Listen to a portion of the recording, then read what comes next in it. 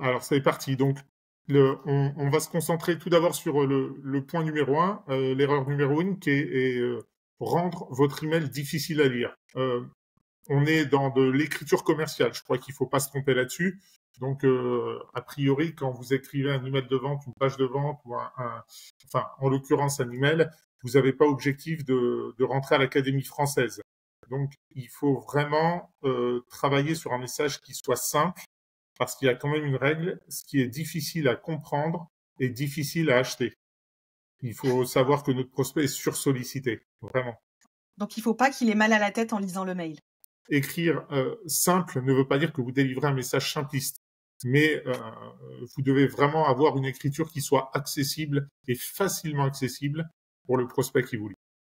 Donc, on évite le jargon trop technique, et tu l'as dit, hein, on évite les paragraphes trop longs, on évite les phrases également trop longues, et on pense également à l'aération du contenu, c'est-à-dire même à la forme, parce que le pavé, tout de suite, tu as envie de le fuir.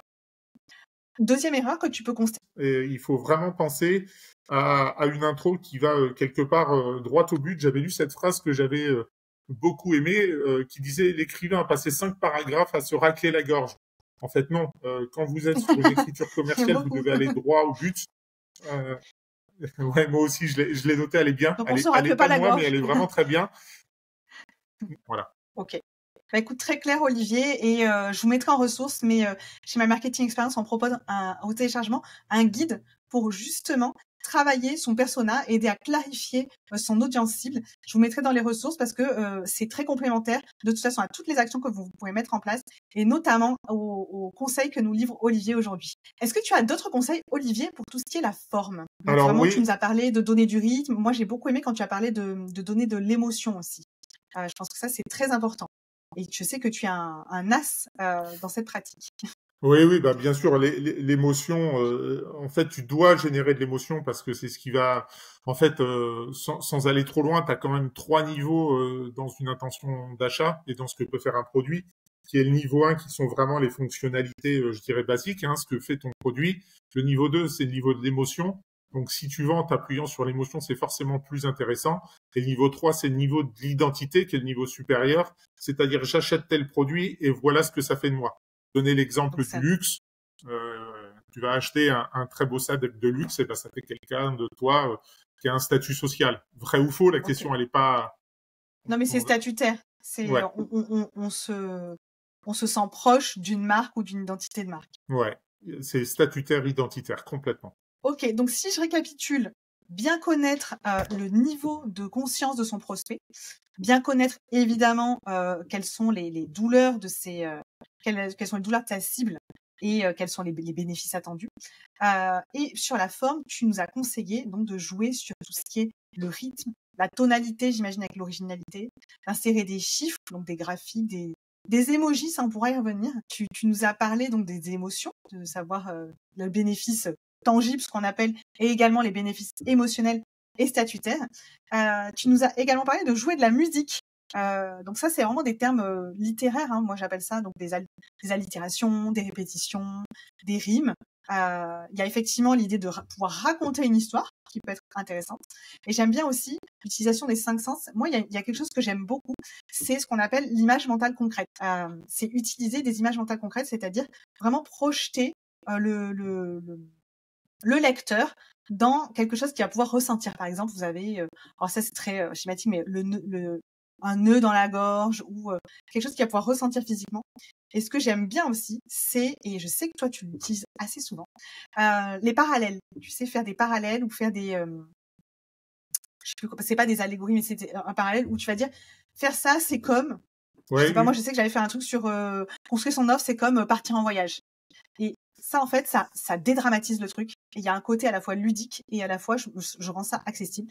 C'est quelque chose que j'aime beaucoup. Ouais, je te suis, on revient à la spécificité. C'est même intéressant, si tu veux pousser le détail jusqu'à là, selon ce que tu fais, de pousser la comparaison à utiliser une image du métier de ton prospect, si tu fonctionnes par métier, par exemple. Ça, c'est un argument de vente, ça lui permet de comprendre tout de suite là où tu veux en venir. Et de se projeter clairement. Oui, absolument. OK. Bah, écoute Olivier, est-ce que tu as encore des choses à rajouter parmi les bonnes pratiques qu'on peut utiliser pour, écrire des emails qui convertissent? Alors, oui, une dernière petite série de conseils qui est liée à l'écriture parce que je vois souvent des personnes qui bloquent un petit peu. Donc, je dirais que ce qui est important quand vous vous attaquez à des emails marketing, c'est d'écrire tout de suite un premier jet et de pas vous attacher à l'excellence, mais d'attacher à avoir une V1 de ce premier jet parce que de toute façon, vous allez ensuite et quelque chose qui est vraiment essentiel et c'est une étape à ne surtout pas négliger, c'est la relecture. Pensez à clarifier, à couper ce qui ne doit pas l'être, à rendre des mots plus impactants. Donc ça, c'est vraiment essentiel. Vous faites un premier jet et vous le relisez. Voilà. Et ne vous attachez pas à la perfection au premier jet puisque par nature même, personne ne va le voir. OK. Ça, Autre c'est un très chose bon aussi conseil qui est puisque vraiment ouais. que j'utilise. Ouais, pardon. Non, je t'en prie. Autre chose? Eh ben, je disais oui quelque chose qui est aussi vraiment vraiment essentiel. Ça semble bête, mais c'est de lire à voix haute. On se rend compte, ça fait une vraie différence quand vous lisez votre contenu à voix haute. Vous allez vraiment vous rendre compte soit des lourdeurs principalement, soit du fait que vos idées ne sont pas enchaînées et que du coup la lecture pour votre prospect ne sera pas fluide. En lisant à voix OK. haute, c'est vraiment quelque chose que vous allez automatiquement identifier. Et déjà, si tu dois reprendre ta respiration au milieu d'une phrase, c'est qu'il faut faire 2 phrases. Ouais, complètement, complètement. Ça, c'est vraiment quelque chose qu'on essaie d'appliquer. C'est si tu n'arrives pas à le dire d'un coup, bah, c'est que la phrase est trop longue. Donc tu la coupes en 2, voire en 3 parfois, mais faut mettre un point et redémarrer avec une majuscule. Ouais, Et après, il y a complètement. tout ce qui est la forme, comme tu disais, pour éviter les lourdeurs, c'est aérer et bien espacer le texte pour qu'il soit facile à lire. Est-ce que tu as des recommandations par rapport à la longueur? Alors, pas vraiment.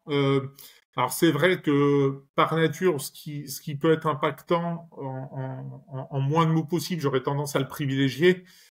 Mais après, selon je dirais, ce qu'on a évoqué tout à l'heure, le degré d'éducation, bah, si tu es sur un prospect qui connaît peu ton produit, qui connaît peu sa douleur, il va forcément falloir être un petit peu plus long que si tu t'adresses à quelqu'un qui est déjà tout en haut de ta pyramide. Et après, ce qui va compter, on a en copywriting un concept qui s'appelle le toboggan glissant. C'est-à-dire qu'à partir du moment où tu écris du bon contenu, ton prospect, il est tout en haut, il vient de lire ton accroche et ta première phrase. Mais si ton contenu est bon, finalement, il va glisser naturellement jusqu'en bas. Voilà. OK. Il a même envie que ça dure le plus longtemps possible presque. En tout cas, il verra pas le temps passer. D'accord, oui, on va dire ça comme ça. OK. Bah, écoute, merci Olivier pour ces précieux conseils. J'aurais peut-être une petite question, une dernière question, qu'on appelle nous la question signature, à te poser. Est-ce qu'il y a un outil ou un conseil qui, toi, te semble utile pour passer à l'action? Alors que soit toi tu utilises, soit tu recommandes. J'imagine que quand on recommande, c'est qu'on l'utilise soi-même. Alors c'est clair, c'est beaucoup mieux.